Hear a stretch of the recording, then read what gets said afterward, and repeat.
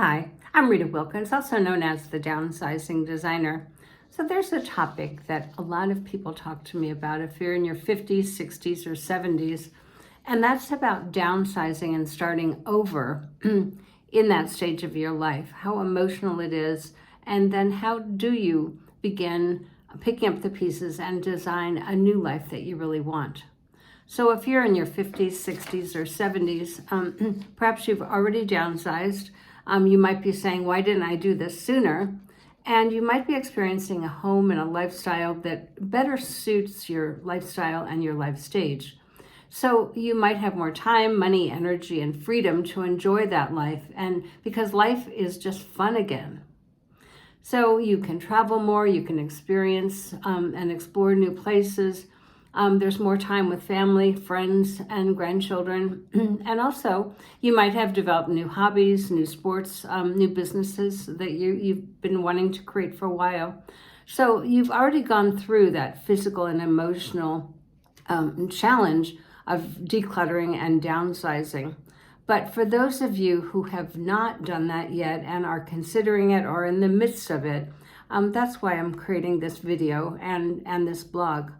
So downsizing is physically, emotionally, and mentally challenging and exhausting. I'm not going to lie to you because it's not easy, but knowing that up front, I can tell you that it's worth the time, the effort, and also the tears probably, because so many clients say after they've gone through this, why didn't I do it sooner?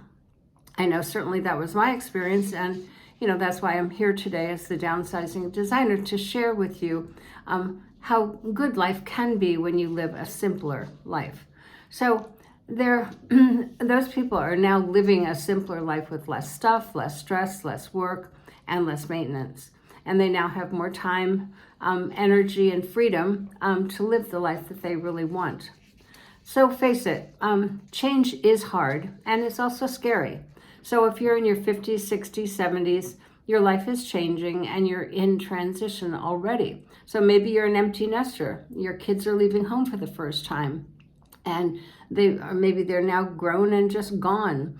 The house seems big and it seems empty, and you're having to rebuild a new meaningful life without kids around.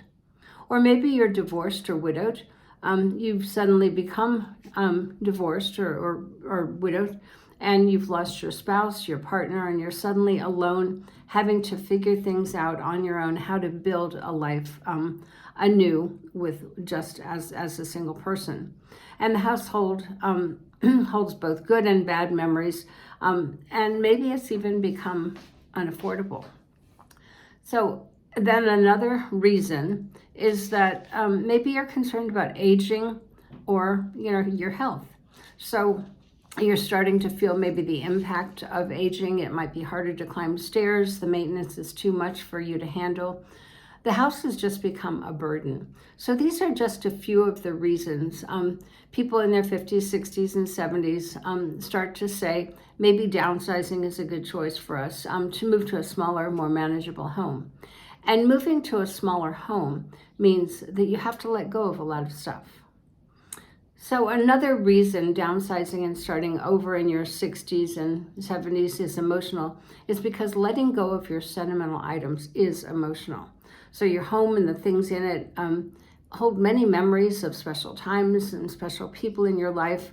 It's natural to develop an emotional attachment to those, and to think that letting go of those, you might lose not just them, but you might lose the memories. But remember, memories are in your heart and they're not in the things. And yet another reason starting over in your 60s and 70s is hard is making the decision to downsize takes time. It's not easy and it's emotional. And it's a life-changing decision. So saying goodbye to the house that you've lived in for maybe 30 years, your children were raised there, you like your neighbors and you're familiar with the surroundings, even you realize the house is too big and requires too much maintenance, and it's no longer affordable, you still want to hang on. So if you want to close this chapter of your life and open a new chapter, it does require both desire and also courage to make the change. It also requires a willingness to let go of the emotional attachment of your home and your stuff. And it also requires a commitment to the downsizing journey and what it takes to make that happen. And so that could be anywhere between 3, 6, 9 months, or even a year. So it also might require you learning from your friends and family who've already downsized, what is that life like? And that's great for the exploration. And also framing your thinking, reframing your thinking to saying it's just too hard, it's too, switching it over to it's really a new opportunity to live a life that you really want at this stage of your life, because as life changes, so do we. So consider it an opportunity to embrace the new beginnings and a fresh start, because it is exciting. So where you have fewer have-tos and more want-tos, where you can choose a new home that's better suited for this time of your life, one that's on one floor, one that has less maintenance, maybe one that is in communities with people similar ages to you, and where you can also choose a lifestyle where you have more time for fun and living life to the fullest. After all, that's really what it's about. So yes, downsizing in your 60s and 70s, starting over, can be a roller coaster of emotions. But I guarantee you, in the end, it will be worth it. And maybe you too will be saying, why didn't I do this sooner?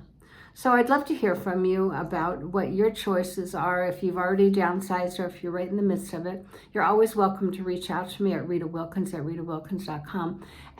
And please go to my website. I have over 800 blogs about downsizing, decluttering, lifestyle design. Also go to my YouTube channel, Rita Wilkins.